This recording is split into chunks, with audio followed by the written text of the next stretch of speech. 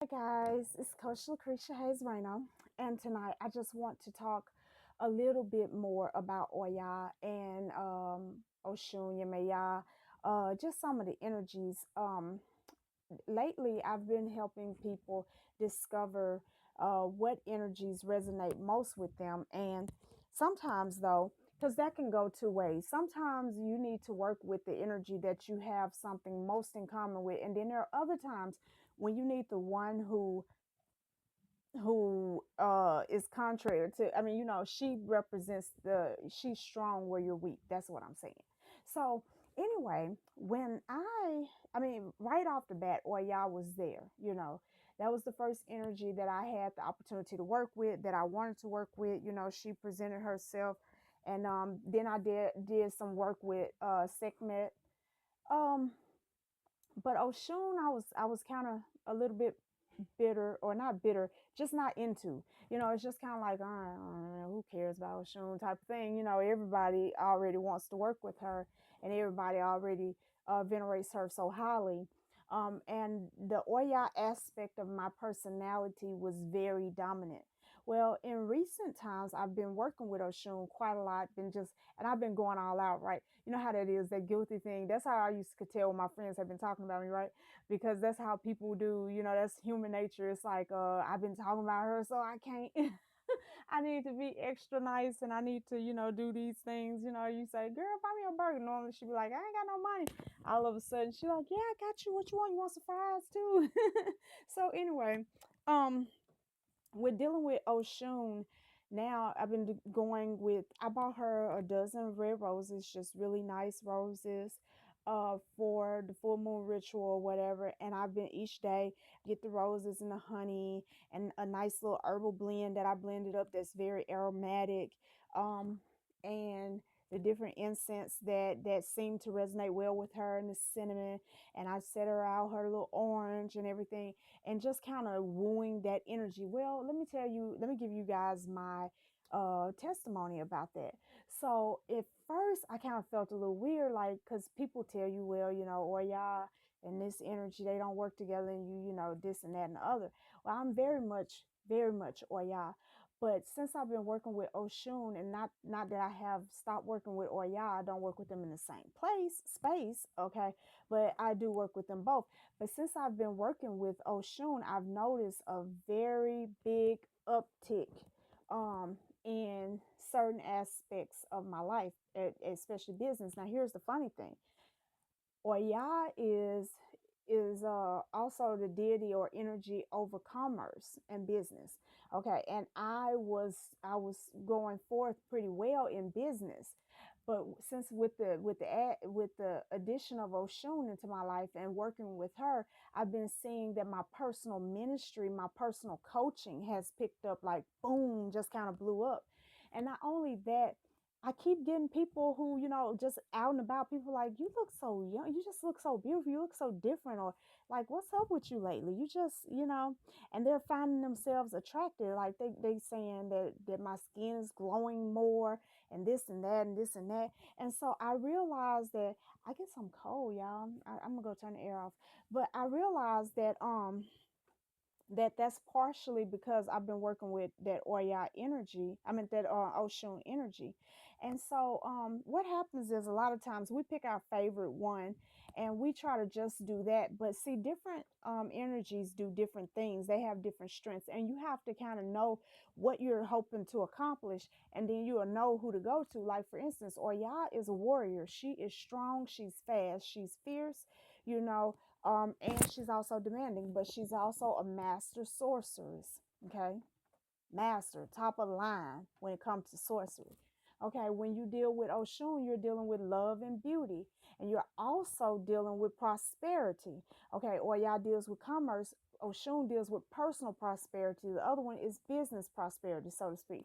Or y'all is the keeper between worlds, the veil. She's the keeper of the veil, so to speak, between worlds of life and death. Okay, because she deals with cemetery. Okay, you got Oshun. They say sweet water. What does sweet water mean? Well, of course, it's the opposite of bitter water. It's a place where the water is beautiful. Was that another phone? I guess it was out there. But it's a place where the water is beautiful and flowing and clean, clean water, you know. So so rivers, you know. Um so Oshun represents a certain type of artistic beauty, whereas Oya represents a certain kind of poetic beauty. And I know that to some of you, artistic and poetic is the same, but I'm gonna tell you the difference. Artistic beauty, as in paintings and music and art, you know, art, even poetry. Poetic with Oya, as in poetic justice, as in, you know, kind of what goes around comes around. You know, you gonna get what you deserve, you know.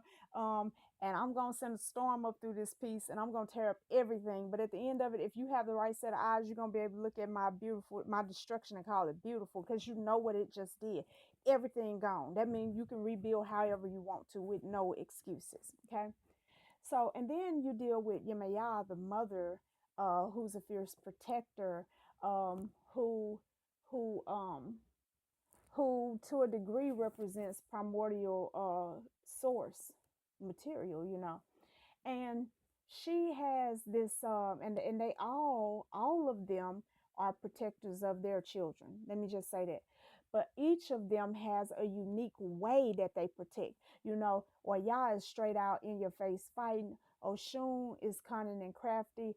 Yemaya is like the mother who don't play. It's just like, I said this. This is what I mean. This is what it's gonna be. And you like, okay, mama said we can't do that.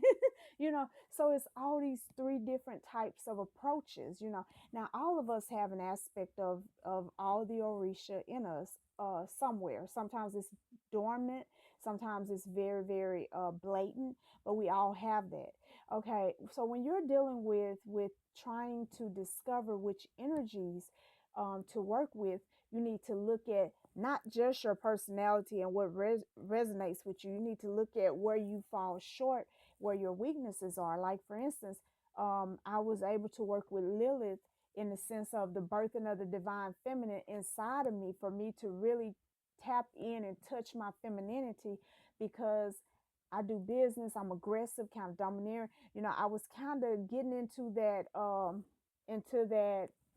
I don't know, place where you lose balance. And so Lilith brings balance. And, you know, a lot of people don't understand that energy, and they want to make her a demon, because they say her story was that she was the first wife of Adam and she refused to lay under him. And one day I'm going to share more about her story, because that's not really it. But she is a goddess that represents the divine feminine. She represents balance. She represents that other side of yin yang. It's like she represents keeping the balance and protecting the femininity that has been ripped away from us, oppressed, and used. Listen, we are the ones that have wounds. We never lost that power. What happened is we lost knowledge of the power. So we began to be basic empty vessels, where we were being programmed to produce what we're looking at right now. Okay. Through the way we had our kids, the way we chose our mates or whatever, um the way we did whatever we did. Now that energy is dominant in the earth, because it's saying, you know what, you have the womb, you can decide, what do you want to create, you know. And so it's a come on, let's get with it energy. It's like, come on, you know, we are women, we rule, we are queens, you know, we are goddesses, you know. Step your game up, get yourself together. That's the kind of energy that Lilith brings into your life. Whereas you look at some of the others, you know, it's just so many. All of them represent something. Okay.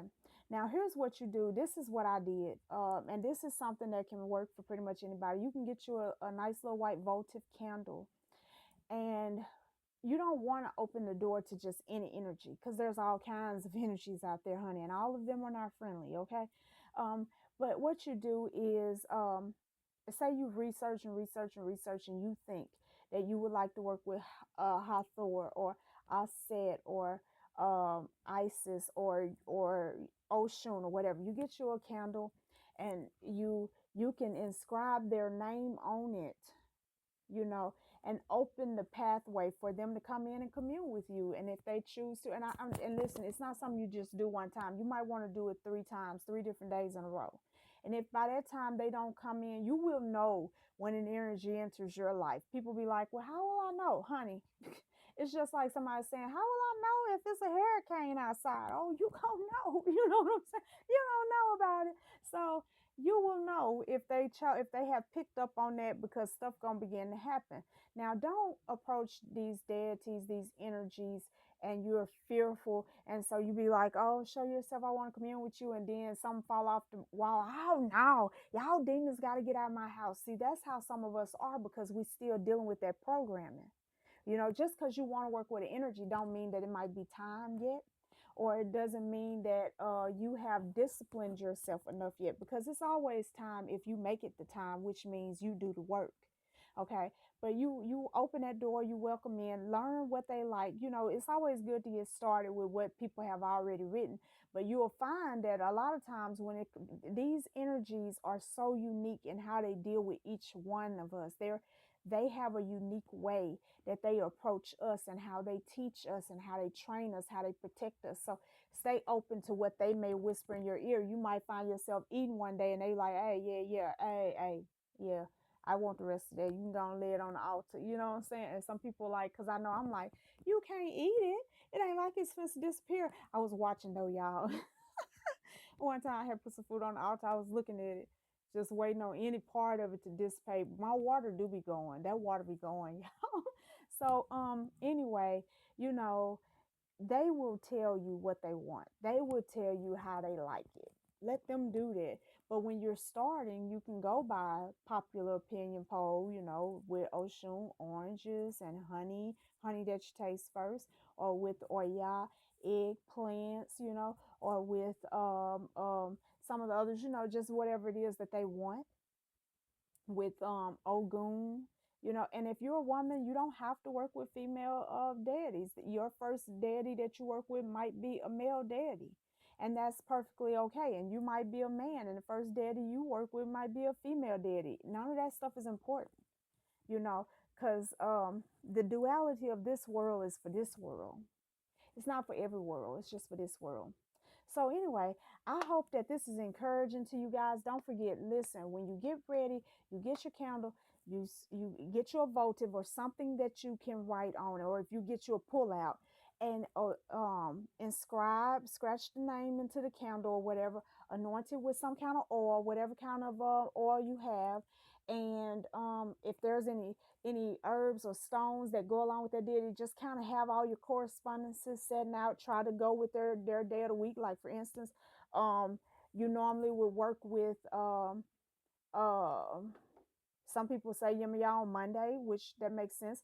Ogun on Tuesday, Eshu on Wednesday, and Oya on Thursday possibly, or you could, sometimes Oshun on Thursday, but Oshun definitely on Friday.